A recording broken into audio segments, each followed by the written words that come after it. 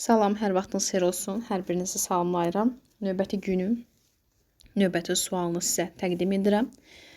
Təbii ki, sizlər də sualın şərtini oxuyursunuz. İlk öncə izaha dinləməmişdən əvvəl rəy bölməsində cavablarınızı qeyd edirsiniz. Sonra təbii ki, izaha qulaq asırsınız. Bugün inteqrasiya, bilik və idraç taksonomiyasını əhatə edəcək, yəni cavabları əhatə edəcək bir sualdır. Gəlin sualın şərtini oxuyaq. Şagirdlər müxtəlif hündürlükdəki ərazilərdə temperatur dəyişməsini və orada yaşayan insanların həyat fəaliyyətini araşdırırlar. Verilmiş tapşırığa əsasən inteqrasiya, bilik və idraç sahəsinin mərhələsini müəyyənləşdirməliyik. Yeniliyə əsasən idraç taksonomiyasında bəzi dəyişikliklər oldu. O dəyişikliklərdən biri də elə bu sualın şərtindədir. Araşdırma söhbətini görüb tətbiq etmə mərhələsinin seçənlərimiz var. Cavab olaraq təbii ki, bu yanlış yanaşmadır.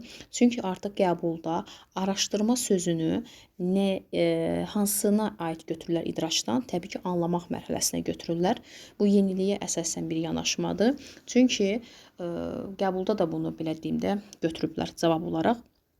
Şagird hansısa bir mövzunu deməli başa düşmür ki, anlamır ki, araşdırmasını aparır. Məsələn, mən idraç taksonomiyasının izahını verirəm.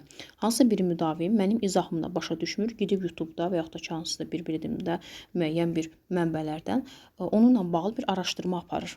Deməli, idraç taksonomiyası mənim izahımda başa düşməyib, anlamayıb, dərk etməyib ki, araşdırma aparır. Deməli, araşdırma söhbətimizi gördüksə nə olacaq? Təbii ki, olacaq anlamaq mərhələsi. Yeniliyə əsasən araşdırmanı anlamaq mərhələsi kimi götürülür idraç taksonomiyasından. Və sonra isə gəlin indi inteqrasiyanı tapaq. Şagirdlər müxtəlif hündürlükdəki ərazilərdə temperatur dəyişməsini və orada yaşayan insanların həyat fəaliyyətini araşdırırlar. Deməli, hündürlük var burada, temperatur dəyişməsi var. Bunu biz harda əsasən çox tez-tez rastımızdır? Hansı fəndən?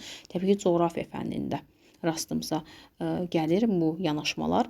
Bu coğrafiya və insanların həyat fəaliyyətini, insanların həyat fəaliyyəti bu tarixdə, məzmun xəttində də düz bu fəaliyyət öz əksini tapır.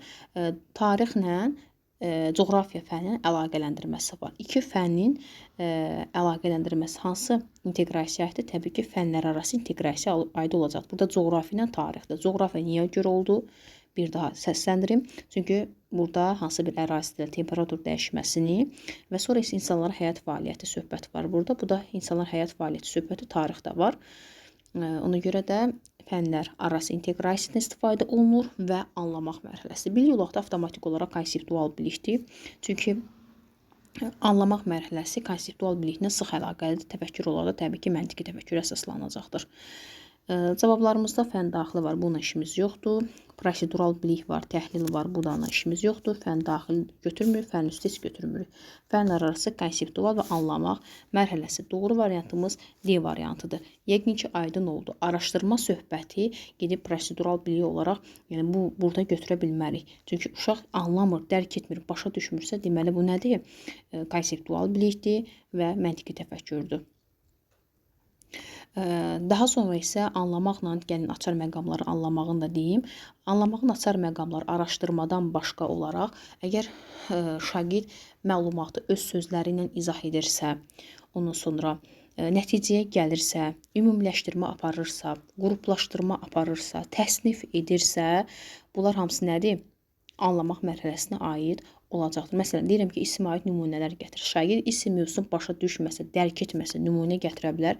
Təbii ki, nümunə gətirə bilməz. Anlamalıdır ki, nümunə gətirsin. Anlaması nümunə gətirə bilməz. Və konseptual bilikdə də elə ümumiləşdirmə, qruplaşdırma, təsnif etmək, oxşar fərqli cəhdləri müəyyənləşdirmək, müqayisə aparmaq, hamısı konseptual biliyə əsaslanırdı və elə təbii ki, məntiqi təfəkkürdə hesablamaları yerinə yetirilməsi olsun, qruplaşdırma olsun, təsnif etmə olsun. Bunlar hamısı məntiqi təfəkkürə əsaslanacaqdır. Yəqin ki, aydın oldu. Və yeniliyə əsasən araşdırmadan başqa da anlamaq mərhələsində bir yanaşma var ki, nümunəyə əsasən müəllim nümunə verir, müəllim hansısa bir düsturu verir, müəllim özü təqdim edir, şagird o düsturdan istifadə edərək misalı məsələni həll edir. Müəllim bir nümunə verir, şagird o nümunəyə əsasən o fəaliyyət həyata keçirilir. Müəllimin verdiyi nümunəyə, müəllimin verdiyi, məsəl üçün, belə deyim, hansısa bir yanaşmaya əsasən, düstura əsasən fəaliyyəti həyata keçirmək anlamaq mərhələsidir. Yox, şair özü düsturu özü tapıb, nümunəni özü seçib də misal məsəl həll etsə, artıq o tətbiq etmə mərhələsi olacaqdır. Yəqin ki, aydın oldu. Bunlar hamısı yeniliyə əsasən olan yanaşmalardır. Sualımızın şərtini oxudum. İnanıram ki, hər birinizdə doğru yazmısınız. Dinlədiyinizə görə də hər birinizə təşəkkür edirəm.